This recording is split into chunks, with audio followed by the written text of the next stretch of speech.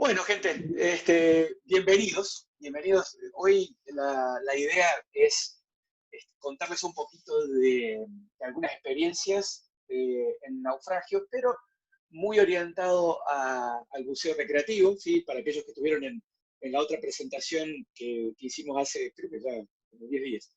Este, Esa fue más orientada a lo que era el buceo técnico.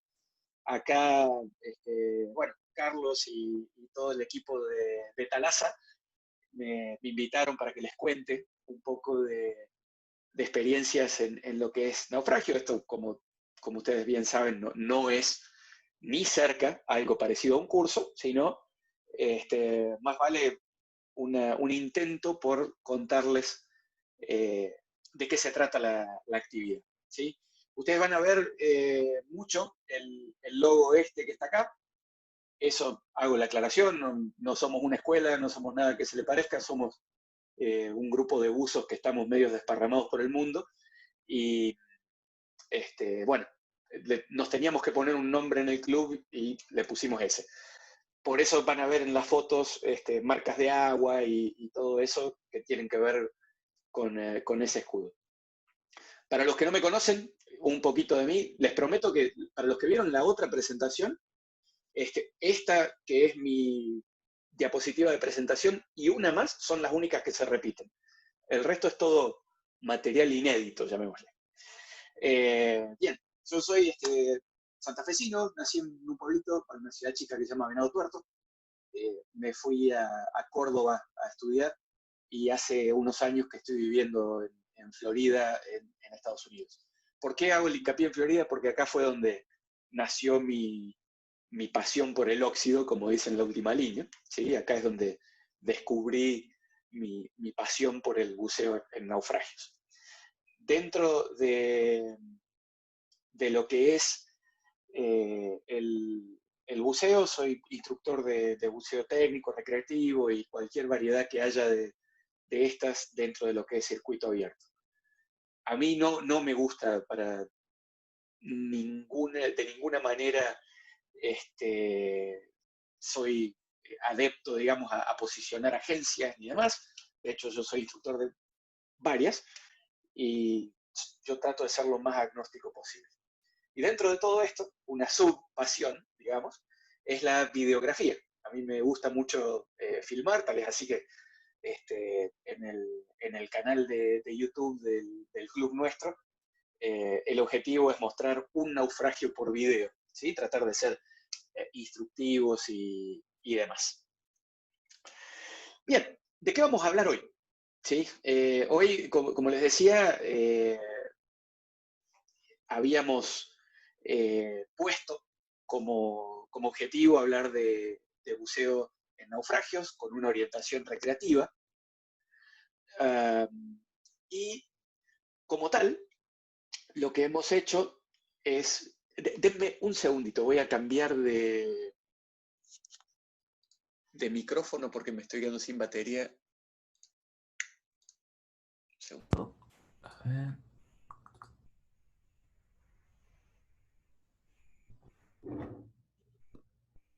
¿Ahí me están escuchando todavía? ¿Alguien que me mande un audio, porfa? Ahí está, perfecto, gracias. Entonces, como les decía, la idea es hablar del buceo recreativo en naufragios. Les pido, están todos ahí haciendo comentarios en el chat. La idea es justamente ser totalmente interactivos hoy.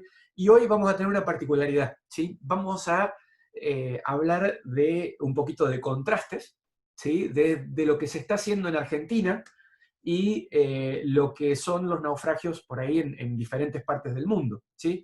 Van a ver durante la presentación que les voy a hablar del Thilstegorn en Egipto, del Hilma Hooker en Bonaire, del Kittiwake que está en las Islas Caimán, de dos naufragios que tengo acá cerca, que son el Spiegel y el Lady Luck, y de los naufragios que están en Truk Lagoon, que son muy interesantes, que son de la operación Hailstorm. Ya les voy a contar de qué se trata eso. Del lado argentino, ¿sí? Vamos a tener justamente este contraste y vamos a hablar del Cronómeter, que está en Mar del Plata, vamos a hablar del Urabáin, del Miralles, del Chino, del Albatros, que están en Puerto Madryn, y vamos a hablar del parque que están haciendo los chicos en las grutas. A estos naufragios, ¿sí? Los vamos a embeber de alguna manera dentro de la agenda. Vamos a hablar de por qué buceamos naufragios, cuál es el atractivo, qué es lo que despierta esta pasión. Vamos a detenernos un segundo sobre la importancia de las legislaciones locales. Vamos a hablar de la historia que tienen estos naufragios. Vamos a hablar de los peligros que tiene el buceo en naufragios, las técnicas para eludir estos peligros o minimizar los riesgos, configuraciones que tenemos a mano, el equipo que se utiliza, y un poquito una visión de futuro que, preguntando por ahí, pareció interesante llevarles por allá. Bien, la idea durante toda la presentación es que esto sea lo más visual posible, ¿sí? A mí no me gusta hacer diapositivas muy escritas, sino más vale irles contando una historia. Así que nos vamos a meter al agua. Ahí, como ustedes ven, esa es una foto en el Kittiwake, esto es en Islas Caimán. Es un muy, muy lindo barco de fácil acceso. Si tienen oportunidad alguna vez de andar por Islas Caimán, se los recomiendo. Entonces, vamos a hablar un poco de estos naufragios de los cuales vamos a hablar durante toda la presentación. Ahí en el mapa marqué, ¿sí? Inicialmente las 3 ubicaciones de los naufragios que vamos a hablar en... ¿No se veía la otra foto? A ver. Yo tengo un monitor acá que me va mostrando lo que ustedes ven, y sí se la ve. Ahí no sé qué puede haber pasado. Bien, volvemos al mapa. Sí, están marcados las 3 ubicaciones por ahí predilectas dentro de Argentina para bucear en naufragio, siendo Madryn, siendo Las Grutas, y marqué también, claro está, Mar del Plata, que han sido los sponsors aquí de nuestra charla, de la presentación, en donde sabemos que hay por lo menos 2 naufragios, el Cronómeter y el otro se me escapa el nombre, si ahí Alberto lo puedes escribir en el chat, te agradezco, que son naufragios que normalmente se bucean en el mundo recreativo. El Cristo Rey, muchísimas gracias. Y el James Clooney, ahí está, tenemos esos 2. Bien, entonces vamos a hablar un poco del resto. Vamos a empezar hablando de lo que les decía, los naufragios de la Operación Hailstorm. La Operación Hailstorm, para aquellos que no lo conocen, si ustedes se fijan, el punto donde están estos naufragios es básicamente en el medio de la nada. Esa es la Micronesia. Y la Operación Hailstorm fue donde Estados Unidos vengó el ataque de Pearl Harbor.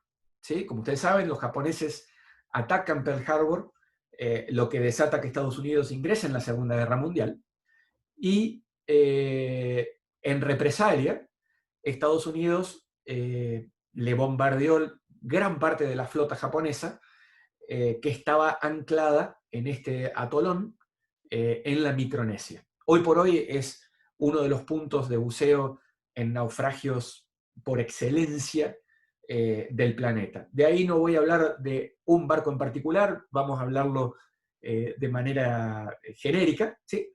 Pero ese es un destino, digamos, que para quien le gusta el buceo en naufragios, es algo que tiene que estar en la lista para hacer, ¿no es cierto? Otro naufragio del que vamos a hablar, que es también súper conocido, es el Thilstegorm. El Thilstegorm es un naufragio que también es de la Segunda Guerra Mundial, y este es un barco inglés que perdón, a ver, pregunta ahí Trinidad, ¿qué barco está, a qué profundidad están los barcos? No es en Japón, hoy por hoy es un país independiente, que son los Estados Federados de la Micronesia, ¿sí? dentro de los Estados Federados de la Micronesia. El lugar se llama Truk Lagoon, ahí se los voy a escribir aquí abajo. Truk Lagoon, ¿sí? Perdón, Truk. Y hay barcos que están desde 15 metros de profundidad a 70, ¿sí? Entonces, esto presenta oportunidades de buceo para todos los niveles, ¿sí? Por supuesto que, como dije en la otra conversación, mientras más profundo por ahí los barcos, más conservados están, ¿sí? Pero a Truk Lagoon se puede ir con cualquier nivel de buceo. Por supuesto, siempre entendamos el buceo en naufragios como un buceo por lo menos para usos open water avanzados, ¿sí? Entonces, con eso ya se puede empezar a disfrutar el lugar. El segundo lugar, entonces, del que les voy a hablar, es del Thilstegorm, como les decía, que es un barco inglés que estaba esperando cruzar el canal de Suez, durante la Segunda Guerra Mundial. La Luftwaffe, la aviación alemana, lo encontró, se pensaron que era el Queen Mary, lo bombardearon y allá fue, hacia abajo. Profundidad máxima del Thilstegorm, 30 metros. Bien. Vamos con el tercero. El tercero está en Bonaire, ¿sí? Es el Hilma Hooker. El Hilma Hooker es un barco que lo sorprendieron en Bonaire con un cargamento de drogas, ¿sí? Lo movieron fuera del puerto a un lugar retirado mientras todos los procedimientos legales tomaban curso y un buen día se incendió, ¿sí? Casualmente. Y nadie sabe por qué, pero bueno, se incendió, cayó y hoy está donde termina la primera pared de arrecife en Bonaire. Ahí está el Hilma Hooker y también está a la profundidad máxima 30 metros de profundidad. Tenemos el Kittiwake, ¿sí? El Kittiwake, como les dije, en las Islas Caimán. Las Islas Caimán, para quien no sabe, son unas islas que están al sur de Cuba. Y el Kittiwake es un barco, era un barco carguero, que, ¿cuál es el nombre de cuál? De este último, el Kittiwake. Kittiwake, ahí está.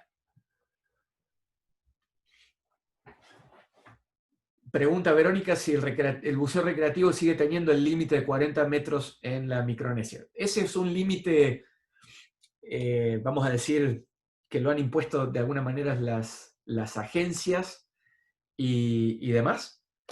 Pero sí, lo que es buceo recreativo se entiende hasta 40 metros. Y hoy vamos a hablar bastante de lo que es la regla de los 40 metros en el buceo de naufragio recreativo, ¿sí?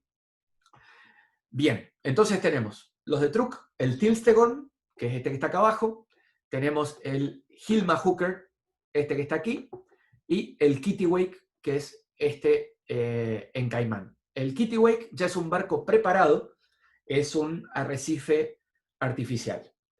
Y los dos que vamos a comentar de aquí de Estados Unidos son el Spiegel. Del Spiegel hablé el otro día, ¿sí? Decidí volverlo a poner aquí porque es muy icónico. Y del Lady Luck. Los dos son arrecifes artificiales, los dos han sido preparados para el buceo y la pesca, que eso les da una particularidad un poco diferente a todo el resto, que normalmente son utilizados solo para bucear. Aquí en Estados Unidos los buzos compartimos típicamente los arrecifes artificiales con los pescadores. Entonces, atención a eso. ¿Sí? Bien. Entonces, ¿por qué buceamos en naufragios? Particularmente la curiosidad, la posibilidad de ir conociendo nuevos lugares, de ir entendiendo la historia por detrás de cada uno de los naufragios a donde vamos, y ver marcas que se refieren a esa historia, los empiezan a hacer como muy, muy fascinantes. Por lo menos es lo que me sucede a mí, ¿sí? Todos los naufragios, por más que sean naufragios reales o arrecifes artificiales, tienen una historia por detrás, tienen algo de drama, ¿sí? Por supuesto, todos los naufragios atraen vida de por sí, esto lo contaba Gabriel el otro día en su presentación. Todos los naufragios de por sí generan a su alrededor un ecosistema. Entonces, no voy a entrar en detalles de biología porque definitivamente no es mi fuerte, pero hay diferentes atractivos y a los que les gusta la parte de biología lo tienen, a los que les gusta la parte de historia también lo tienen. Todos los naufragios ofrecen posibilidades de fotografía y video únicas, ¿sí? Con contrastes muy interesantes. Y tenemos la particularidad de que el naufragio no se mueve constantemente como los peces, entonces es más fácil sacarle fotos por ahí, ¿no? Insisto, entendemos que el buceo en naufragios no es un buceo para buzos iniciales, ¿sí? Lo ideal es que tengamos alguna experiencia, que estemos trabajando en nuestras especialidades para poderlos disfrutar más, ¿sí? Entonces, aquí como ejemplo, tenemos la fotografía de la izquierda, es una fotografía en el Urabáin, en Puerto Madryn. El Urabáin tiene su historia, ¿sí? El Urabáin se incendió en el puerto, en Madryn, y nunca lo pudieron apagar, y como tal, ahí quedó, y se lo termina preparando y hundiendo. A la derecha tenemos el Tilstegorn, que es el que les comentaba del Mar Rojo, ¿sí? Este es el barco que hundieron los alemanes, está con todo su cargamento, ¿sí? Fíjense ustedes, había motos, y lo que ustedes ven atrás, aquí en esta repisa, son ni más ni menos que armas, ¿sí? Eso era un rack de armas, que quedó ahí abajo atrapado ahora por lo que es la eternidad, digamos. Otros ejemplos, ¿sí? Tenemos de nuevo a la izquierda un ejemplo local, lo tienen que haber escuchado nombrar, al chino o Hu Shun Yu, ¿sí? Que el chino es parte de uno de varios, ¿sí? Barcos chinos que predan las aguas de Argentina y que Prefectura ha logrado hundir, capturar o lo que sea. Entonces, fíjense ustedes que para los que no conocen Madryn, cuando vayan, fíjense en el muelle Storni, hay uno de los barcos de Prefectura que tiene aquí todos los dibujos de los barcos, los chinos, más que nada, que han decomisado y demás, ¿sí? Y cuando ven ustedes aquí, el último es el Huchun Yu, que es justamente el chino. Entonces, tiene su historia. Y del lado de la derecha, una foto del San Francisco Maru, que está en Truk, justamente. ¿Sí? Los naufragios en Truk tienen la particularidad de que tienen inclusive cadáveres todavía. ¿Sí? Entonces, hay todo un respeto alrededor de eso que como buzos tenemos que tener. Bien, el tema de la vida, ¿sí? Aquí es una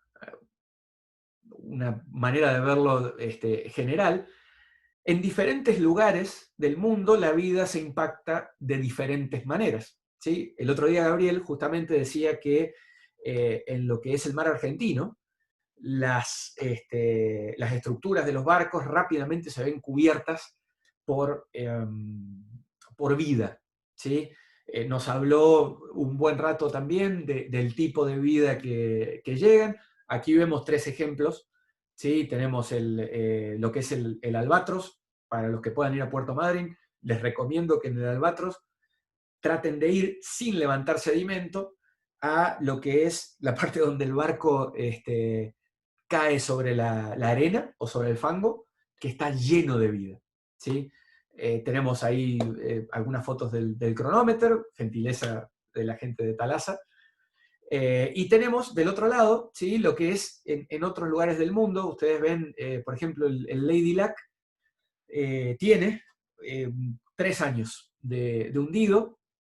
Como tal, no ha tenido tanta incrustación, pero tiene mucha vida grande, ¿sí? Vemos en el Spiegel arriba una tortuga, y lo que les quería mostrar del Tilstegorn es que dentro del Tilstegorn tenemos cardúmenes de peces, hay mucha vida, pero poca incrustación. Y en lo que es la parte de las cubiertas, ¿sí? Cuando me refiero a cubiertas son las ruedas, ¿no? Cuando vemos las cubiertas y todo lo que tenga que ver con caucho, plástico y demás, que se hundió en el Tilstegorn, imagínense que el Tilstegorn está hundido hace 70 años, o más, capaz, 80 años ya. Y todo lo que es plástico y caucho tiene cero incrustaciones. Y está ahí totalmente incólume, digamos. Como ustedes ven ahí, esa cubierta está lleno de ruedas y cubiertas en el naufragio, y están todas súper bien. Otra cosa que se ve en el naufragio son botas de goma, ¿sí? Y cuero, que también están impecables. Hay algunos naufragios, y esto me interesó ponerlo porque dentro de lo que es la vida se dan situaciones aquí en Florida. En septiembre hay dos naufragios, uno se llama el Castor, eh, que principalmente atraen todos los años religiosamente a meros Goliat. El mero Goliat elige estos dos naufragios, y es el único lugar del planeta que se sabe que esto sucede, para la época de reproducción, ¿sí? Entonces, ahí en la foto de abajo, la idea es darles a usted una referencia del tamaño de estos bichos, y para que ustedes se den una idea, solemos tener de a 20 sobre la estructura del naufragio.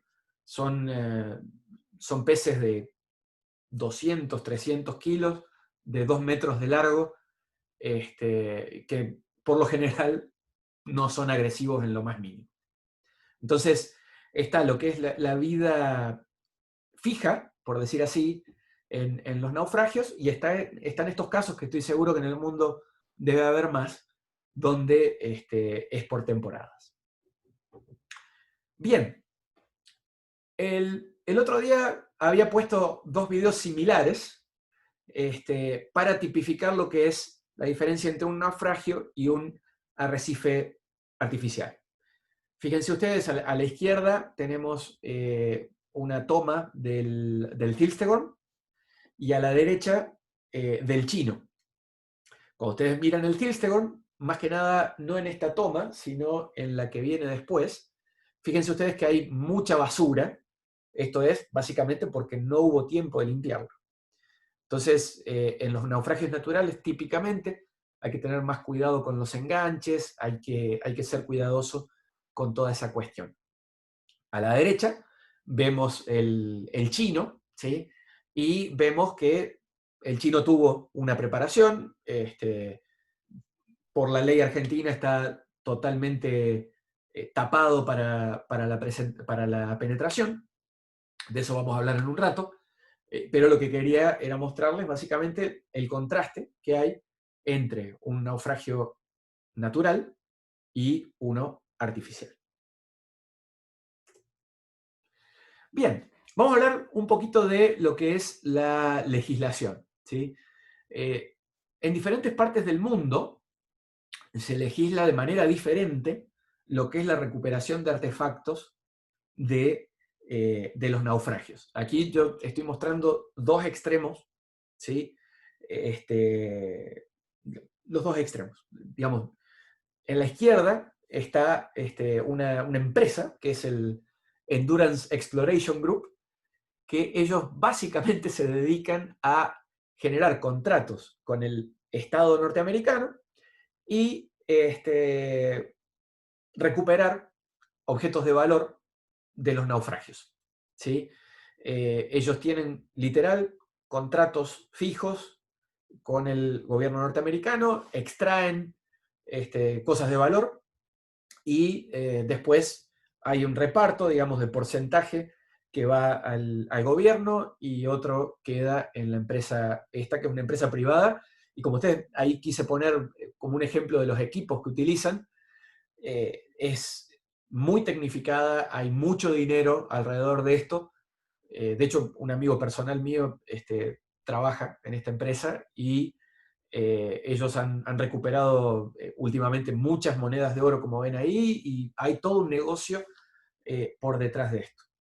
Del otro lado de la pantalla, ¿sí? Nos vamos a Truk Lagoon, nos vamos a la Micronesia, en donde todo lo que hay dentro de los naufragios es altamente histórico, ¿sí? Y en muchos casos se lo puede pensar como que es un museo bajo el agua, un cementerio bajo el agua. Mucha de la gente que vive en las islas tiene familiares que murieron durante el ataque.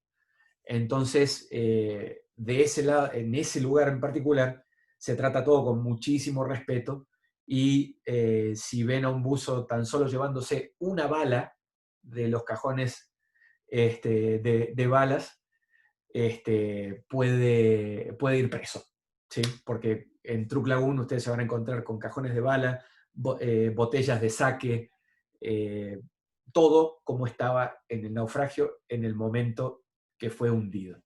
Yo sé que en Argentina hay legislaciones también alrededor de esto, hay que involucrar arqueólogos y demás, ¿sí? Pero entonces el mensaje por detrás de esto es, por favor, antes de tocar nada, denle una miradita a cómo son las legislaciones locales. Ahí Verónica pregunta, ¿las leyes locales consideran Truk patrimonio histórico, más allá de que está controlado el saqueo? Es una buena pregunta. Yo entiendo que fue declarado patrimonio histórico, ¿sí? Aún así, ustedes saben que todo el mundo tiene sinsabores o se debate sobre cómo Cousteau fue buceando al principio. Obviamente no había leyes, pero Cousteau se llevó 1 tonelada de cosas de Truk Lagoon y otro tanto del Tilstegorn, ¿sí? Obviamente en aquellas épocas no había tanta legislación, no había legislación sobre esto porque se desconocía lo que había bajo el agua y con el tiempo se fue legislando. En Truk, por lo menos, te debo, Verónica, a ver si la UNESCO lo declaró de interés internacional y demás, pero creo que sí. Bien, ahora hablemos un segundo sobre hundimientos, ¿sí?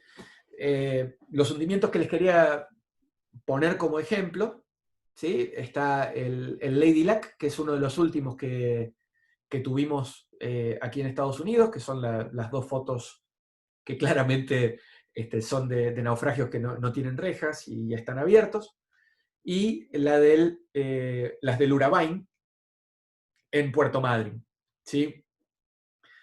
Por ahí nos gusta, por ahí no nos gusta, tienen sus pros y sus contras, ¿sí? Y de nuevo, acá tal vez estamos en presencia de los dos extremos en lo que es la legislación sobre cómo hundir un barco, ¿sí? Aquí en Estados Unidos, cuando se prepara, y hay una foto ahí que van a ver con un poquito más de detalle, cuando se preparan los barcos, se los prepara con un punto de vista muy particular, que es, primero, que el buzo va a comportarse según su entrenamiento, ¿sí? Es decir, si el buzo no tiene entrenamiento para penetración de naufragios, no va a penetrar.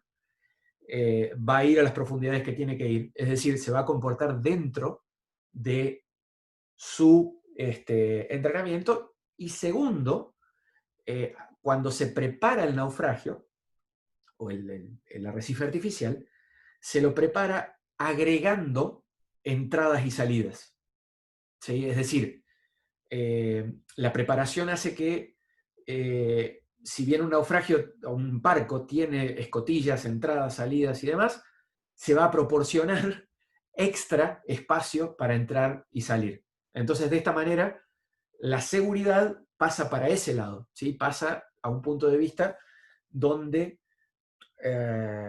cuidamos al buzo abriéndole más el naufragio. Como ustedes saben, en Argentina la realidad es otra. Está prohibido o algo por el estilo, por prefectura, dejar los naufragios abiertos, y la forma de generar seguridad es poniendo rejas en cualquier tipo de orificio donde el buzo pueda entrar o que se entienda que pueda ser un riesgo para la salud del buzo. Entiendo también que los chicos en las grutas han tenido ya permisos para dejar algunos espacios abiertos, para poder entrar en las cubiertas de cargamento dentro de los naufragios. ¿Mm?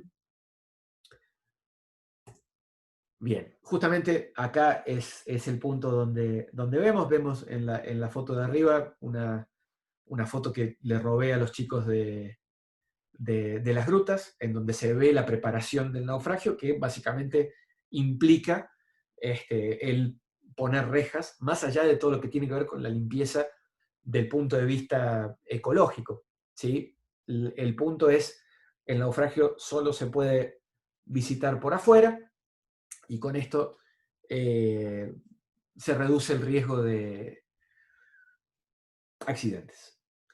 En la foto de abajo vemos cómo fue el hundimiento del Spiegel Grove. Para que ustedes se den una idea, el Spiegel Grove tiene casi 200 metros de eslora, ¿sí?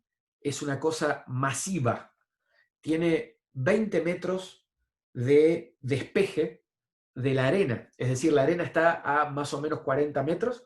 La primer cubierta, esa que ustedes ven ahí, está a 20.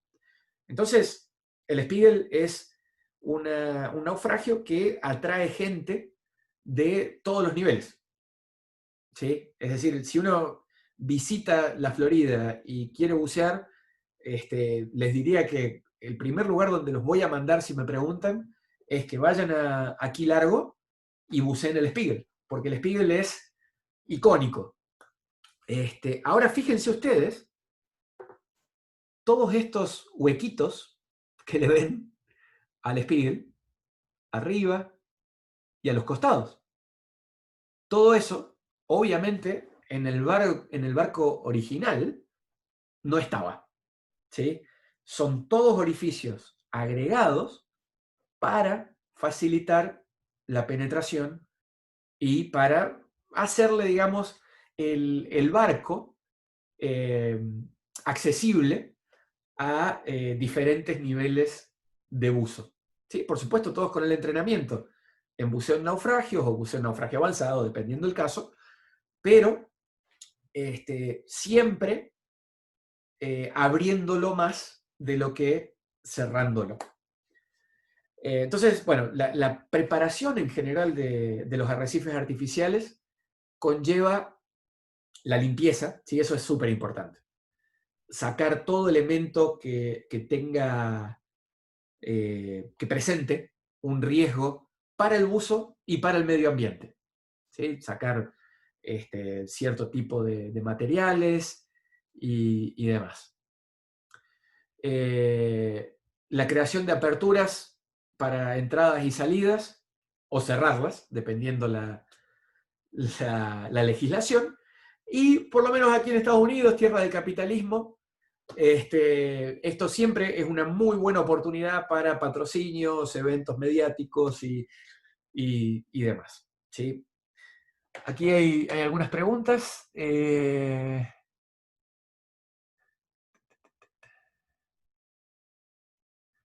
Bien, el Spiegel, la cubierta superior está a menos de 30, ¿sí? Está a 20. Y tiene la particularidad el Spiegel que tiene boyas permanentes.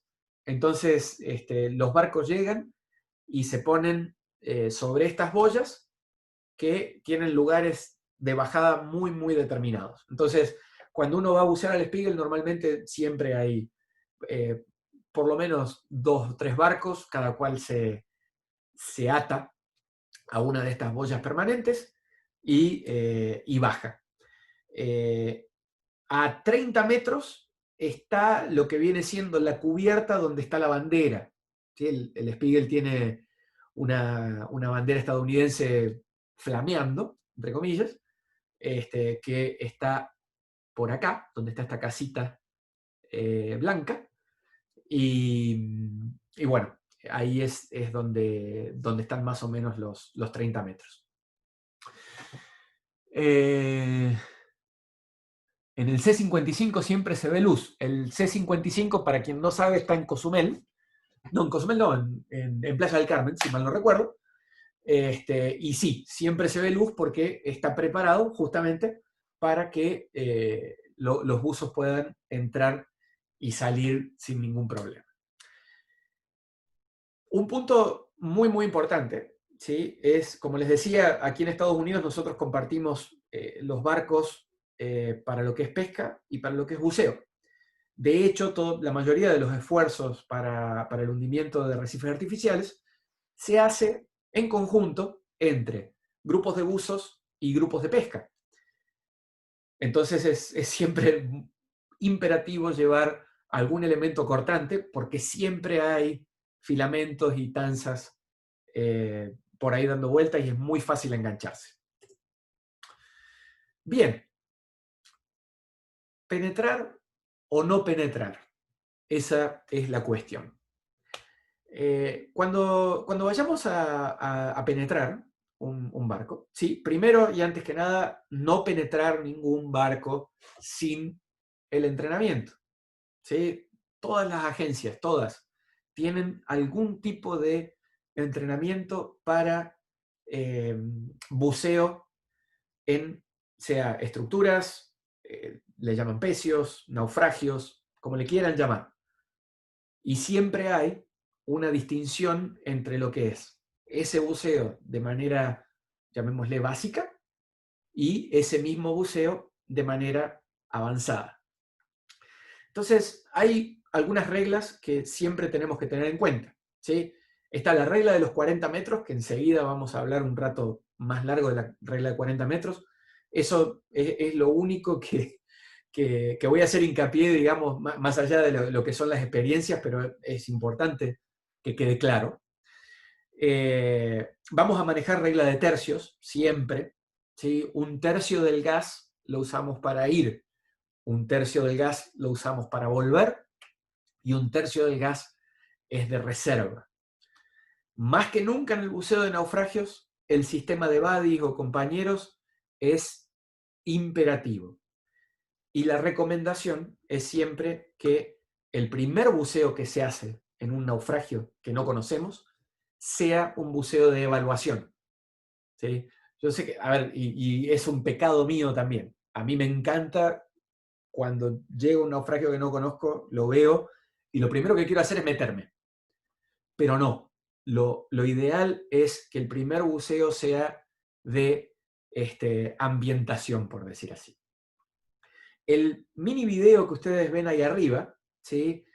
Lo puse a propósito por un par de motivos. En ese video apagué las luces de mi cámara, ¿sí? Y el punto importante es que ustedes noten ahí que veo luz, veo una salida, que no es lo mismo siempre, ¿sí? Si la luz es un ojo de buey, no es una salida. La salida es una escotilla o algo que se parezca. Entonces, para lo que es el buceo recreativo en naufragios, siempre, siempre, siempre, y lo digo una vez más, siempre tenemos que ver la salida, siempre, ¿sí? Aquí puse 2 ejemplos de buceo, digamos, de este lado del mundo y en Argentina. El Albatros tiene la posibilidad de poder entrar a lo que es la cabina del piloto, y bueno, el Lady Luck que está preparado. Fíjense ustedes, acá me parece que lo estoy escuchando a Gabriel, Fíjense ustedes la diferencia en lo que son las incrustaciones entre el albatros y el Lady Luck, ¿sí? Bien. Hablemos de la regla de 40 metros. ¿Sí? Esta es, creo yo, por ahí la regla de oro que tienen que tener en cuenta para lo que es el buceo en naufragios recreativo. Imaginémonos que tenemos ese barco carguero que está hundido. Imaginémonos que todo esto no está en escala, ¿no? Hago la aclaración antes que salte alguien. Este barco tiene 55 metros de eslora, más o menos. Imaginemos que la cubierta principal está a 20 metros. ¿Sí? Es un barco que tranquilamente lo puede bucear un buzo recreativo. Un buzo recreativo sin entrenamiento en buceo en naufragios debiera mantenerse por el lado externo del barco, la cubierta, ¿sí? Una exploración totalmente externa. Ahora, para la gente que tiene ya entrenamiento, hablemos un poco de cómo bucearíamos este barco con algún tipo de penetración básica, ¿sí? Entonces, hagamos un corte del barco, una radiografía imaginaria, ¿sí? Imaginémonos que el barco tiene estas dos entradas, ¿sí? Y que tiene todo este espacio por adentro. Bien. Tenemos que de la cubierta hacia ese pasillo que se ve ahí abajo tenemos 2 metros más. La regla de 40 metros lo que nos dice es que en ningún momento durante el buceo nosotros tenemos que estar a más de 40 metros de la superficie. ¿Sí? Entonces, imaginémonos que bajamos por aquí, buceamos y entramos por esta escotilla. A partir de ahí tenemos 18 metros más por los que nos podemos mover. Y nos podemos mover por acá porque tenemos esta otra salida. ¿Sí? Ahora, imaginemos, ¿sí? Ustedes lo estarán pensando, ¿qué pasa para la derecha? ¿Qué pasa si queremos ir a la proa? Bueno,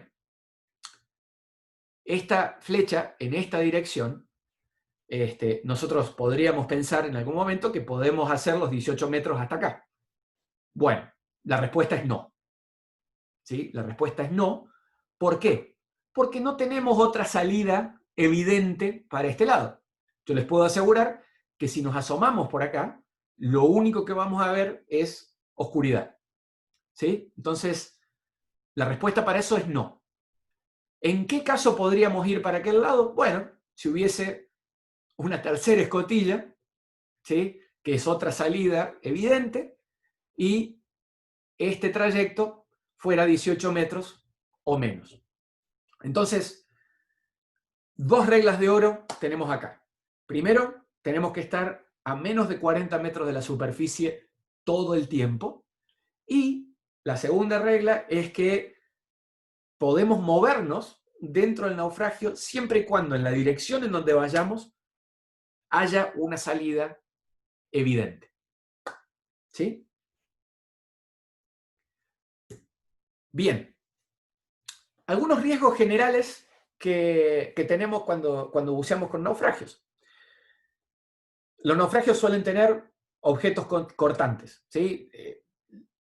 Las viejas y queridas chapas que están al aire, ¿sí? Personalmente tengo varios cortes hechos por no prestar mucha atención a eso, que terminan siendo, uno termina requiriendo que rápidamente se ponga un antiséptico y demás, porque eso se infecta muy rápidamente.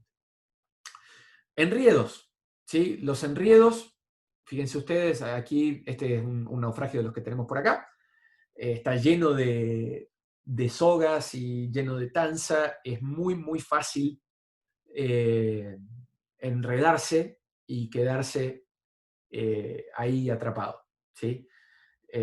Por eso siempre, siempre algún elemento cortante hay que llevar. La estabilidad de las estructuras. ninguno de estos naufragios es inmune al paso del tiempo. Entonces, las estructuras suelen estar inestables, a punto de caerse.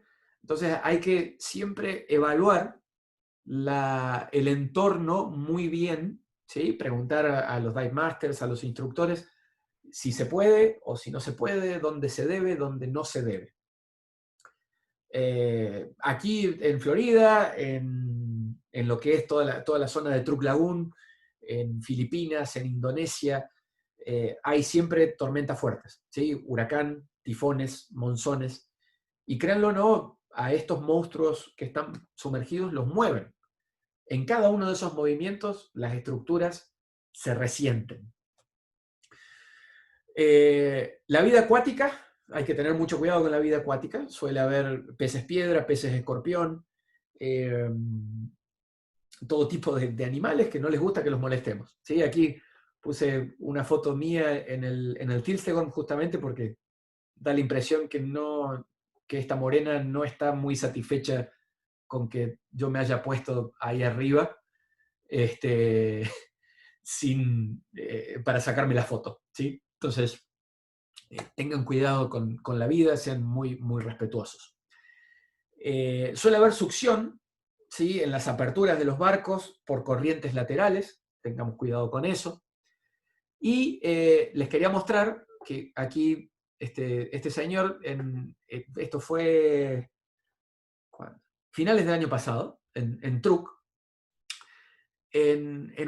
buceando uno de los barcos, insisto, estos barcos tienen 80 años de hundidos. Y resulta que, bueno, algunos de ellos todavía están goteando combustible, ¿sí?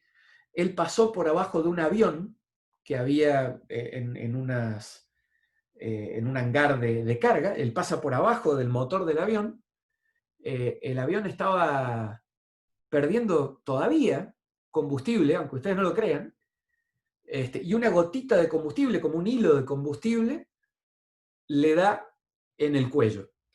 ¿Sí? Esa fue la reacción, ni bien salió del barco, y obviamente toda esa piel rápidamente se le cayó y hubo que tratarlo como quemadura. ¿Sí? Pablo, ¿cuál es el problema que están teniendo en Angra, en Brasil? Si querés compartirlo, no sé cuál de todos los que comenté.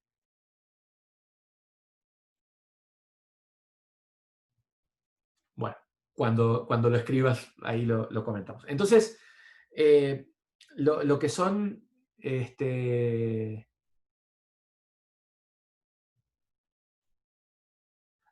de colapso, sí. Sí. Entonces, hay muchos riesgos, esto no es algo trivial. ¿Mm? Bien, en lo que es la penetración ya hablamos bastante de esto, ¿sí? Les quería mostrar algunos ejemplos de salidas que se ven, salidas que no se ven. ¿Sí? Fíjense ustedes, aquí tenemos dos fotos del Ilma Hooker en Bonaire.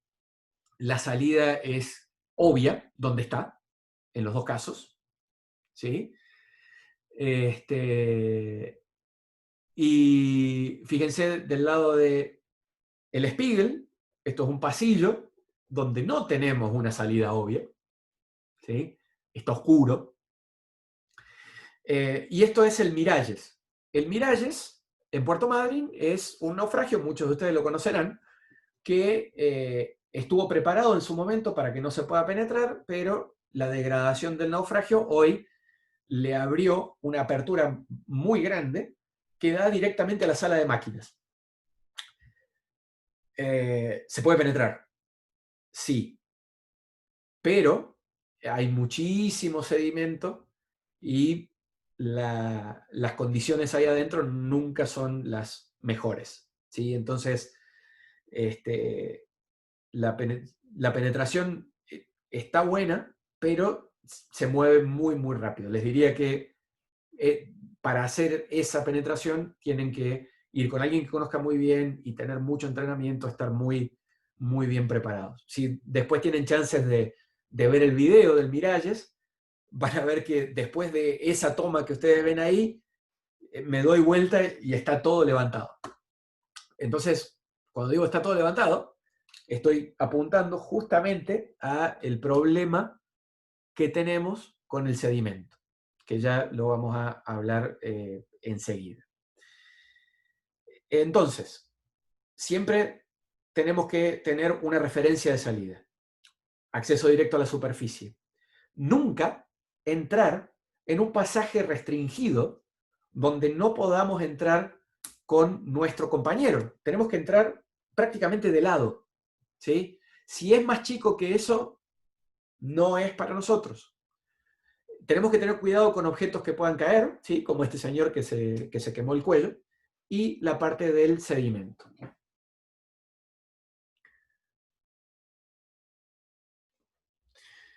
Bien, entonces, hablando de sedimento, ¿sí? Y esta es la única diapositiva que repito del otro día, podemos estar en excelentes condiciones dentro del naufragio, pero estas condiciones, si no tenemos el entrenamiento y las capacidades adecuadas, se pueden deteriorar rápidamente, y más que nada, si no tenemos el entrenamiento, pueden generarnos un problema que podemos llegar a lamentar y mucho, ¿sí? Entonces, ¿qué es lo que les quiero decir con esto? El tema de los silt outs o el sedimento que se levanta en los naufragios es muy real, no es algo que hay que tomarlo a la ligera. Y justamente es por esto que entrenamos y es por esto que hay habilidades específicas que se entrenan a la hora de hacer buceo en naufragios. Bien, entonces, en lo que es las técnicas que usamos comúnmente para bucear los naufragios, lo que les decía hoy rápidamente, eso es muy recomendable hacerlo, ¿sí? Hacer inicialmente una evaluación externa de lo que es el naufragio, de lo que es el barco. Aquí vemos dos ejemplos, ¿sí? El Ilma Hooker nuevamente, el Urabain en Puerto Madryn. En ambos casos, los buzos están reconociendo, ¿sí? De manera externa lo que es el naufragio. Y aparte, a ver, bucear naufragios no quiere decir que sí o sí haya que meterse adentro. No, hay muchas cosas para ver en las partes exteriores del naufragio. Los naufragios tienen muchísima maquinaria por fuera, tienen cosas muy, muy interesantes para explorar en lo que tiene que ver la parte exterior. Podemos ver las propelas, podemos ver lo que son las incrustaciones. Típicamente, de nuevo, en el Caribe, o digamos en aguas más cálidas, suele haber mucha más vida del lado exterior que en el interior. Tal vez esto tenga que ver, y Gabriel, si está conectado, nos puede iluminar ahí un poco, tal vez esto tenga que ver con que la fauna de las aguas más cálidas está más virada a que haya buena visibilidad, y dentro de los naufragios no la hay, ¿sí? Entonces, podemos ver mucho por fuera, hay muchos puntos de interés. Podemos navegar lo que son los naufragios por fuera, ver dónde están ubicadas las diferentes cosas. Es importante para bucear en naufragios que manejemos dos elementos muy bien. El primero es un elemento inherente a cómo buceamos, ¿sí? La patada tradicional que por ahí aprendemos y es instintiva, que es esta, ¿sí? Para los naufragios es medio que un no. No lo usemos porque es algo que nos va a generar problemas con sedimento instantáneamente, ¿sí? Un amigo mío una vez me dijo, ¿por qué me hablas de mala visibilidad si se veía perfecto? Claro, él veía perfecto hacia adelante, pero atrás estaba levantando todo lo que podía.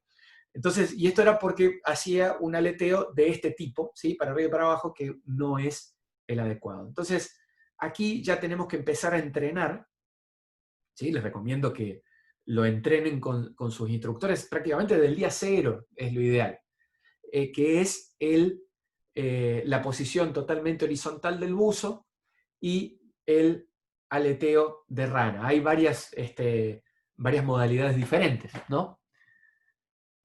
Bien, ahí Gonzalo nos dice que los organismos fijos son normalmente filtradores, de ahí a que nuestras aguas sean abundantes, dado la cantidad de alimento en suspensión.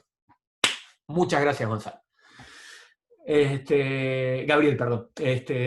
Bien, y el otro elemento que tenemos que empezar a pensar que se torna sumamente necesario es el uso de la línea. La línea para andar por naufragios siempre nos va a ser útil, siempre la podemos usar, hay un montón de habilidades que podemos utilizar y es un elemento, una parte del equipo muy, muy interesante que podemos llevar. ¿Cómo estamos en el tiempo?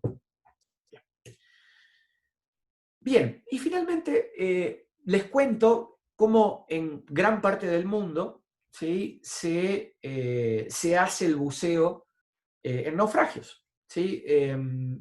Típicamente se amarra el barco al naufragio a través de una boya permanente, que puede ser esta que está aquí, con la línea que figura aquí como C, ¿sí? Se pone una línea que, dependiendo de la corriente, va a ir por abajo o va a estar en la superficie, y una línea de vida.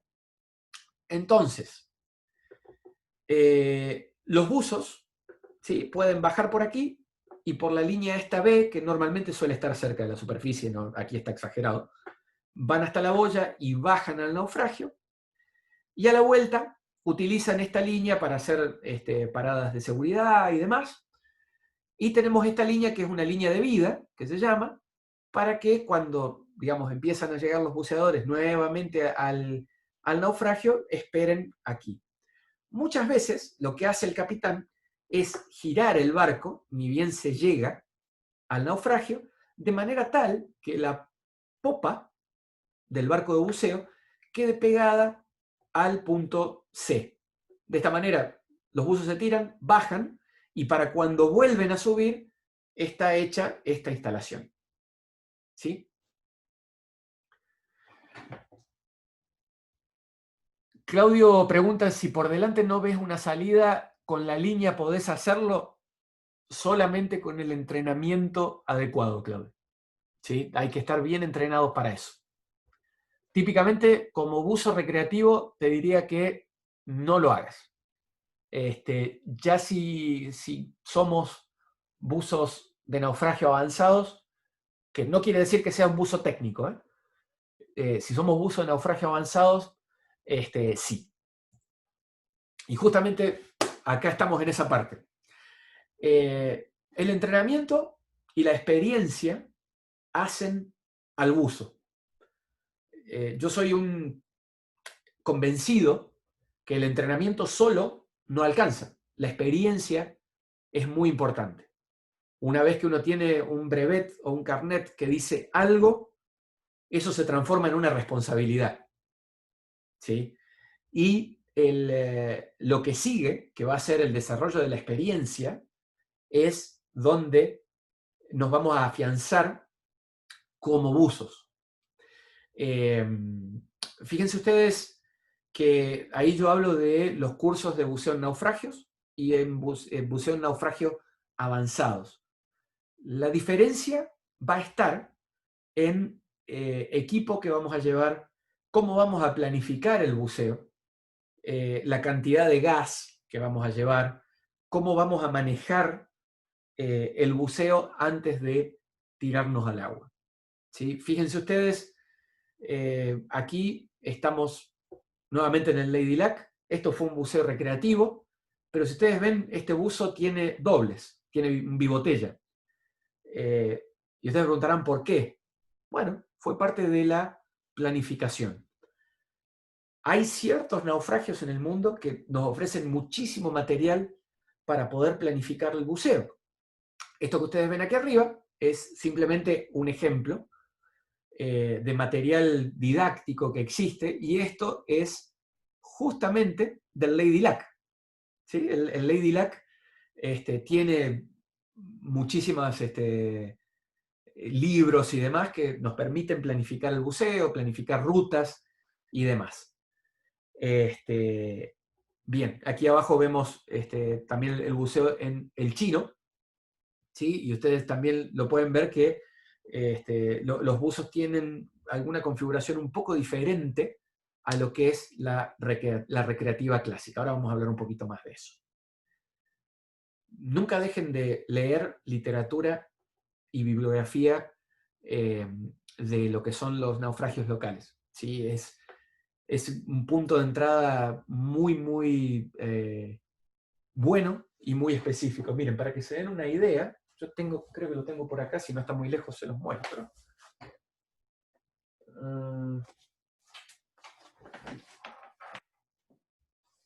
Lo tenía para mostrárselos.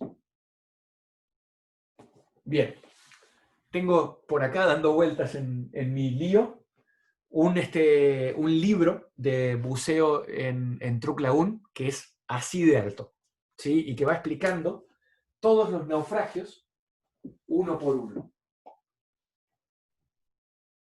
No lo encuentro. Va a aparecer seguramente cuando terminemos la presentación. Me pregunta Verónica si llegué a ver el Saint Mary en Bariloche antes que lo rompieran. Lamentablemente, Verónica, nunca buceé en los lagos del sur argentino. Es una deuda pendiente que tengo. Bien, hablemos de equipo. ¿Sí? Hay una serie de equipo que se torna bastante obligatorio si vamos a bucear en naufragios. ¿Sí? Las luces, mínimamente 2 si vamos a hacer algo de penetración. ¿Sí? ¿Por qué? No queremos quedarnos sin luz en un pasaje de un barco, por más que veamos la salida. ¿Sí? Porque por más que veamos la salida, puede haber un caño cruzado así, uno vertical, un cable, algo. Entonces, luces, 2. Insisto, no queremos quedarnos sin luz adentro de un barco. Riles con línea, justamente para poder marcar trayectos si hace falta. Martín pregunta, ¿hay literatura que se pueda conseguir de los naufragios que hay aquí en Mar del Plata? Eso se los dejo a los muchachos de Mar del Plata para que lo respondan. Yo realmente no tengo idea. Y si no lo hay, es una muy buena oportunidad para que empecemos a crearlo, ¿no? Bien. Entonces, la línea para poder manejarnos y marcar una ruta dentro de los barcos. Slates o tablillas, perdón por el inglés, hay mucho equipo que no tengo la gimnasia de llamarlos en español, por eso se me cruza el Spanglish.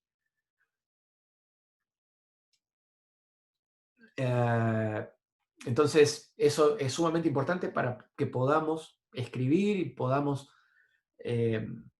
manejarnos, comunicarnos, ¿sí? Bajo el agua. Es muy difícil tener una seña para todo cuando llegamos a esta etapa de nuestro buceo.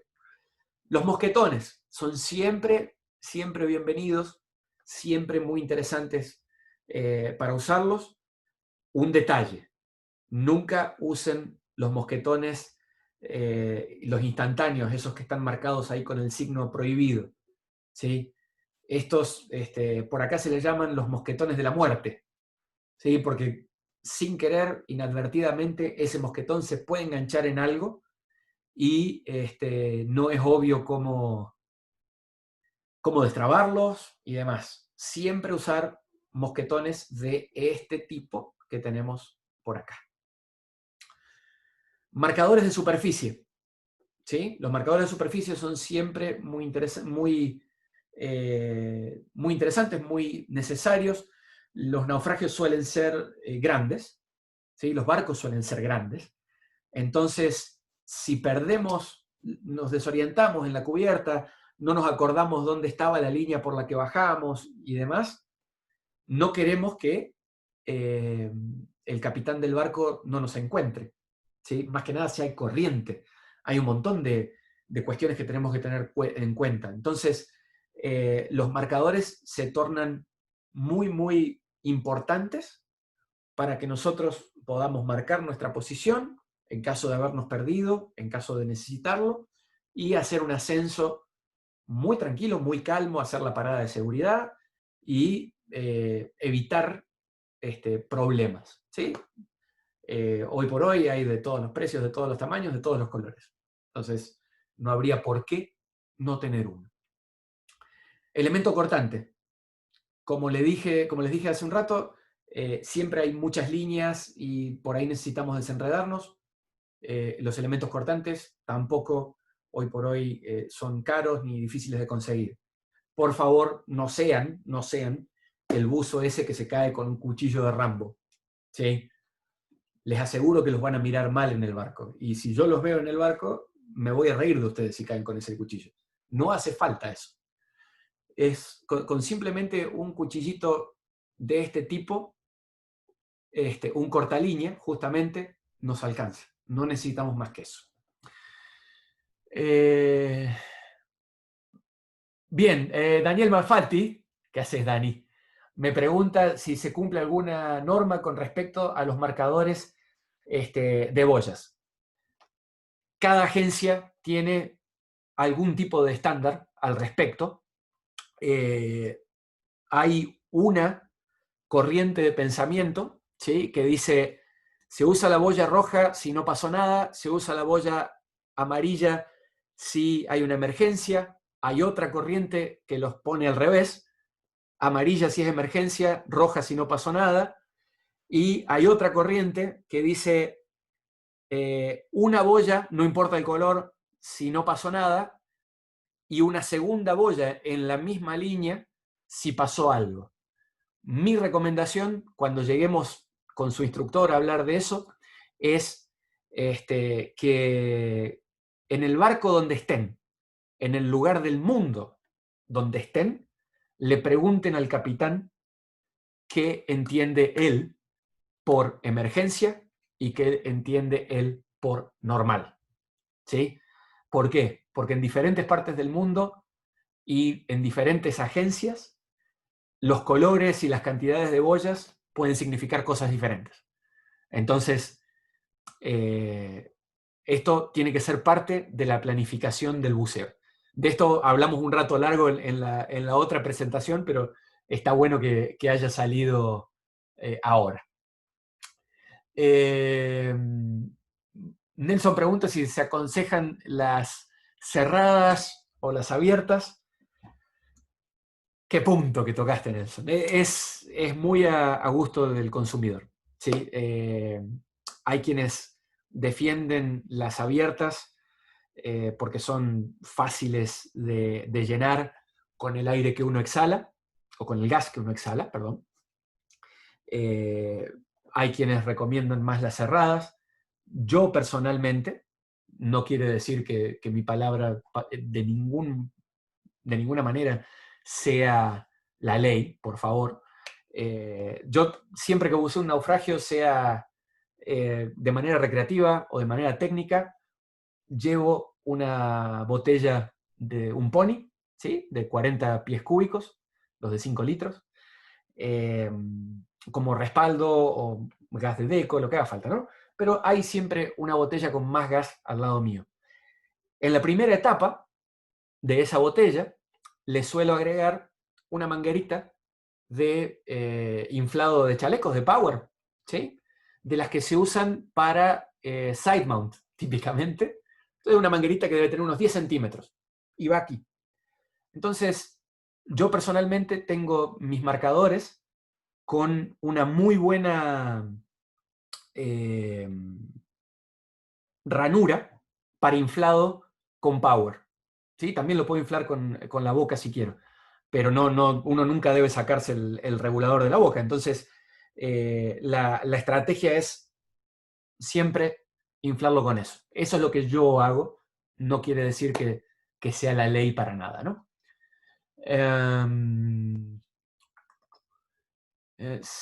Pregunta Lucía, se supone que si un naufragio que uno no conoce de otro lugar, va a ir un guía, ¿no? En ese caso, ¿es necesario llevar todo? Bueno, no siempre va a ir un guía, no siempre. Aquí en Estados Unidos el Dive Master es opcional, ¿sí? Es decir, uno va a bucear, llega uno al sitio, si hace falta amarrar al naufragio, se tira el Dive Master, ata la línea, sube al barco y nos dice que la pileta está abierta. Y a partir de ahí, cada cual hace lo que quiere. De nuevo, en este país todo el mundo asume que va a bucear dentro de sus límites de certificación. Otro ejemplo es el Hilma Hooker en Bonaire. En Bonaire no hay guía. En Bonaire es todo buceo de costa, o en su gran mayoría buceo de costa, y uno es dueño de su destino. ¿Sí? Entonces, tampoco hay guía. Y respecto de la pregunta si hace falta llevar todo el equipo, si uno es un buzo responsable y ha hecho las cosas como corresponde, les diría que este equipo de mínima debiera de ser parte de la configuración que ustedes están usando si pretenden hacer un buceo en naufragios que valga la pena como tal. ¿Sí? Y finalmente, fíjense ustedes acá que lo pongo con un signo de pregunta, configuración hogartiana. ¿Qué quiere decir esto? Hay una configuración muy distinta y no voy a entrar en detalles aquí porque puede llegar a ser hasta controversial, pero que empezamos a tener más en mente cuando buceamos en naufragios, ¿sí? O este tipo de buceos en espacios más restringidos. Lo que tenemos aquí, hay una diferencia bastante importante en lo que respecta al manejo de la fuente de aire alternativa. ¿Sí? Vamos a tener una manguera que va a tener 2 metros y una manguera que va a ser mucho más corta. Estos 2 metros y esta manguera más corta, estamos hablando de las mangueras que van a nuestra segunda etapa. Además, típicamente se va a usar un ala en vez de un chaleco compensador tradicional y una configuración en sí, como la ven ustedes, un poco más diferente. El resultado de esto es que vamos a lograr, o es una configuración que nos permite, por ahí no tener tanta manguera larga, ¿sí? Que no está agarrada. En esto se busca mucho trim y mucho estar con todas las mangueras y todo muy, muy pegado al cuerpo. ¿Sí? No les quiero complicar la vida con esta configuración, les dejo la inquietud, ¿sí? De que existe una configuración diferente de equipo para, digamos, mejorar nuestro trim a la hora de bucear en naufragios. Joaquín, la manguera larga, esta, en realidad, como la vamos a utilizar, lo disminuye al riesgo de enganche. Pero por eso no quiero entrar en esa discusión, porque es algo que, por favor, véanlo con sus instructores y demás. En Europa se exige doble grifería en naufragio y profundidad. Correcto. Nelson, si te fijas, voy a volver aquí para atrás, ¿sí? Fíjate, acá tenemos a este buzo utilizando bibotella, o sea, doble grifería. ¿No conviene el montaje lateral de tanques? También es una opción, ¿sí? Yo personalmente no lo uso a montaje lateral porque yo hago video. Entonces, en montaje lateral, como ustedes saben, están todo el tiempo cambiando entre un regulador y otro para ir balanceando la cantidad de gas que se utiliza en cada tanque. Yo personalmente ando siempre con una cámara en las 2 manos, ¿sí? Entonces me resulta más fácil el montaje de espalda. Pero insisto, que yo lo haga no quiere decir que sea ley, ¿sí? El montaje lateral es muy, muy bueno para cuando uno tiene que pasar por espacios reducidos, entonces es fácil sacarse los tanques, pasarlos por al lado. Y para cuevas, que cuevas y cavernas tienen mucha similitud con el buceo en naufragio. ¿Te limitan algo usar side mount? Eso que les acabo de contar, ¿sí? Con side mount, por lo menos yo, que tengo una cámara grande, que es esta que está acá, ¿sí? Para que ustedes se den una idea, esta es mi cámara, a ver si la ven bien, ahí está.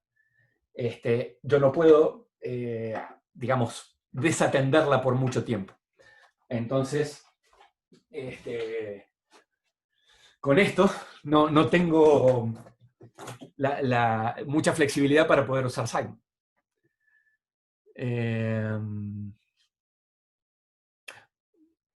Nelson, bien, hiciste la aclaración. Una sola botella con doble grifería, también. Usamos válvulas H y válvulas Y. Aquí en Estados Unidos también se usa mucho, pero es a gusto del buzo, ¿sí? De hecho, están muy, muy difundidas. Más que nada las válvulas Y.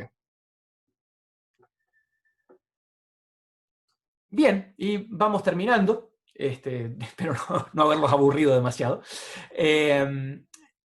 ¿Ahora qué? ¿Sí? Les quiero dejar la inquietud. Yo sé que en Argentina hay muy buenas intenciones, muy buenos buzos. ¿Sí? A mí me encantaría y estoy disponible para lo que haga falta, porque yo creo que tenemos un país con 8.300 kilómetros de costa, está 24 en el ranking del mundo de países con más costa. Está Daniel ahí, que es de Chile, que ellos tienen más.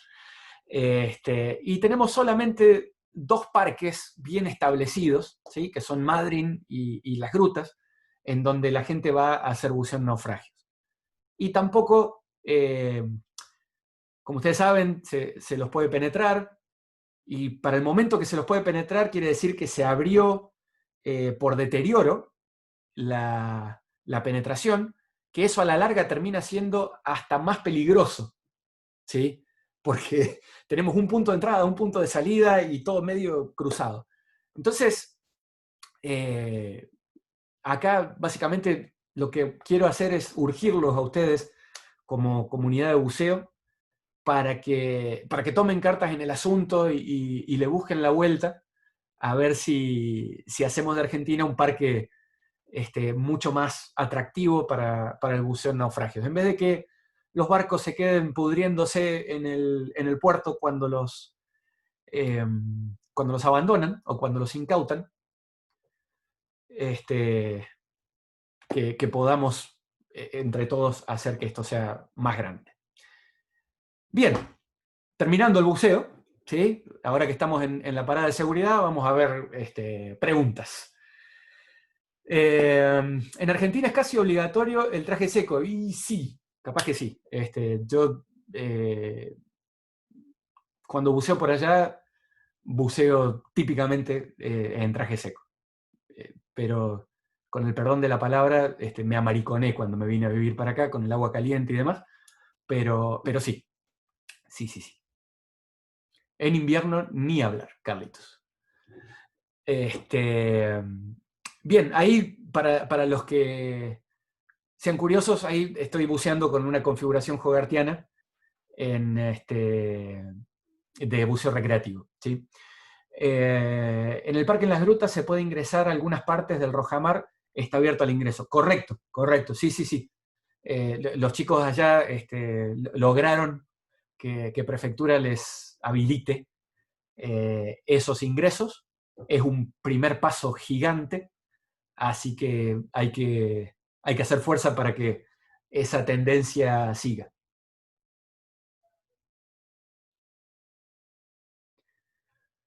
¿No usas bolsillos en el chaleco? No, Alberto. Uso bolsillos, vienen unas bermudas que son buenísimas, que se ponen arriba del traje húmedo y que tienen bolsillos, ¿sí? Siempre todo lo que es la parte esta, tratamos de que esté lo más libre de enganches y cosas posibles.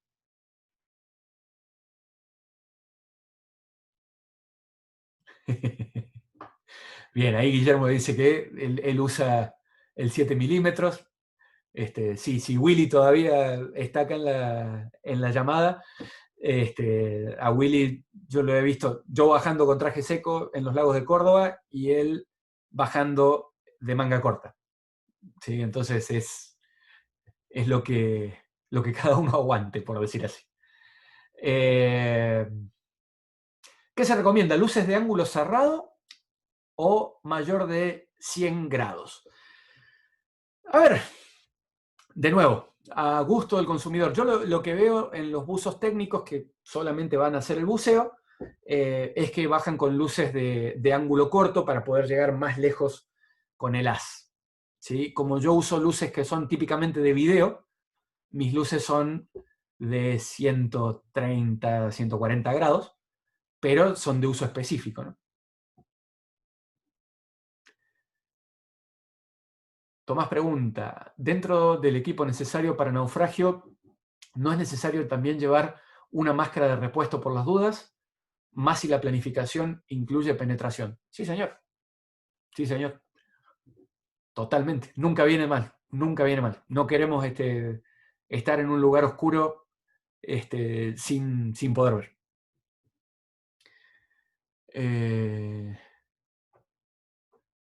Córdoba depende de la época. El último febrero, en Piedras Moras, 23 grados. Por eso digo, Pablo, que a mí se me hizo finita la piel. Yo no soy parámetro, no soy parámetro. Imagínense ustedes que yo uso traje seco aquí en Miami en invierno, en enero, febrero, y cuando viene gente de afuera, gente de Argentina y todo, y vamos a bucear, me miran como bicho raro diciendo que estás haciendo, payaso.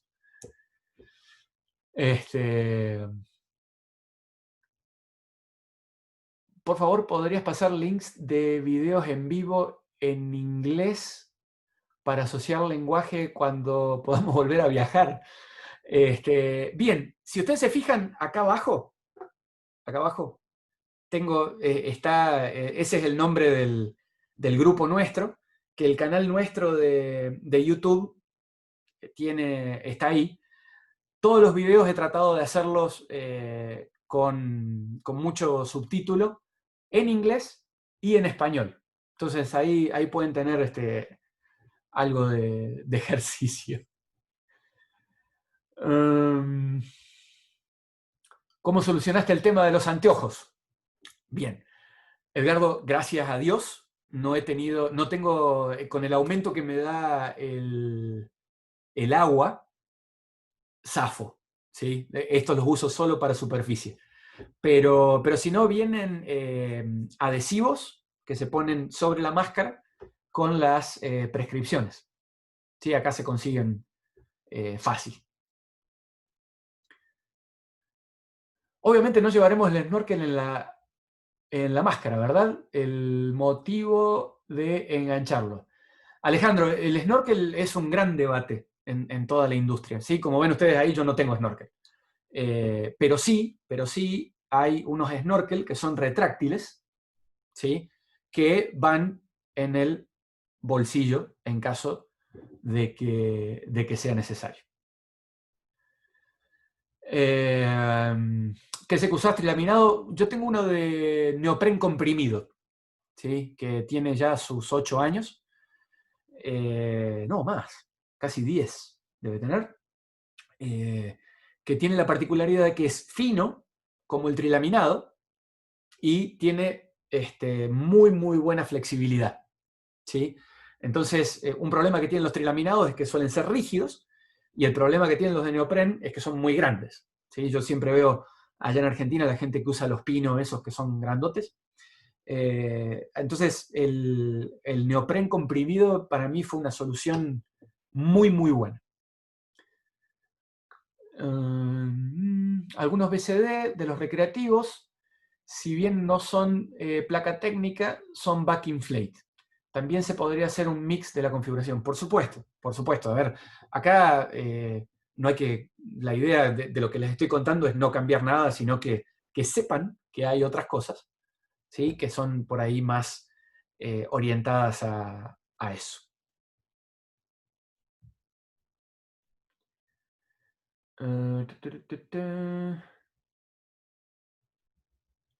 El bare expeditivo es flexible. Me imagino que debe ser un traje seco. Seguramente, seguramente. Hollister laminado, bien blando. Perfecto. Fíjense ustedes que yo nunca dije la marca del mío, ¿eh? Y ahí va a quedar. Pregunto más. Es un DEWI. Es un DEWI. Bueno, gente, ha sido un placer. Por supuesto que tienen todos mis datos y desde ya les agradezco el tiempo, el interés y